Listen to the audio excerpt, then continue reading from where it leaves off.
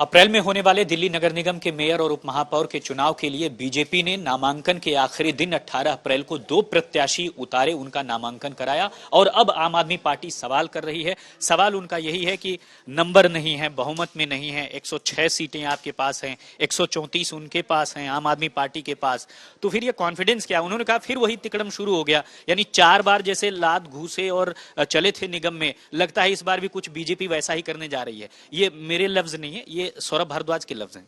मुझे लगता है सौरभ भारद्वाज अपनी योजना बता रहे हैं कि वो इसी तरह से लात घूसे और बदतमीजी करना चाहते हैं। लोकतांत्रिक व्यवस्था में चुनाव लड़ना किसी भी राजनीतिक दल का अधिकार है। हमारे कैंडिडेट ने नॉमिनेशन भरा है, उनको छटपटाहट क्यों है?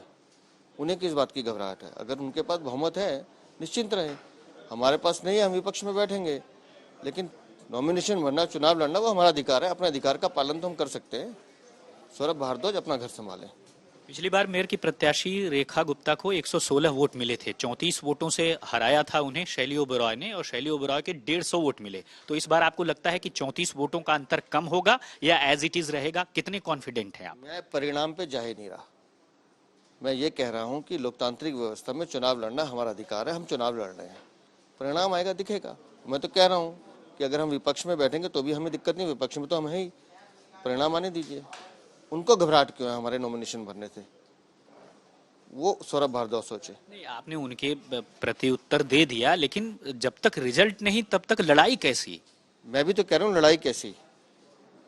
अगर मेयर की एक प्रक्रिया है चुनाव लड़ने की, उसमें नॉमिनेशन भरे जाते हैं, हमने भर दिया, तो आपको 26 तारीख का इंतजार करना चाहिए, उनको भी इंतजार करना चाहिए। अब लगता है कि बीजेपी की ये हालत हो गई है कि उसे पता ही नहीं है कि चुनाव परिणाम क्या होगा। पहले तो आप लोग बहुत कॉन्फिडेंट थे कि मेयर हमारा होगा, और इस बार ऐसा क्या हुआ? अगर बीजेपी को क्या पता है, लगता है सचदेवा जी, ये हार की वजह से आप ऐसी बातें कर रहे हैं। मैं आपको बताता हूँ ना, पहले से ही आपको पता है कि अब हारने वाले हैं। मैं आपको बताता हूँ ना कि मैं अपने घर में क्या पका रहा हूँ, मैं आपको क्यों बताऊंगा?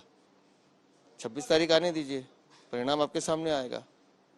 लेकिन उनके जो शब्द हैं, मैं उनकी छटपटाहट से परेशान हूँ कि वो क्यों घबरा रहे हैं। नहीं, कुछ वो तभी तो कह रहे हैं, धुआं निकल रहा है, कुछ पक रहा है, तभी तो वो कह रहे हैं, शायद ऐसा लगता है मुझे। तो उनको धुएं से स्वाद का अंदाजा लगाना चाहिए कि स्वाद क्या है। बड़ी बात है। तो देखिए 26 अप्रैल को क्या होता है।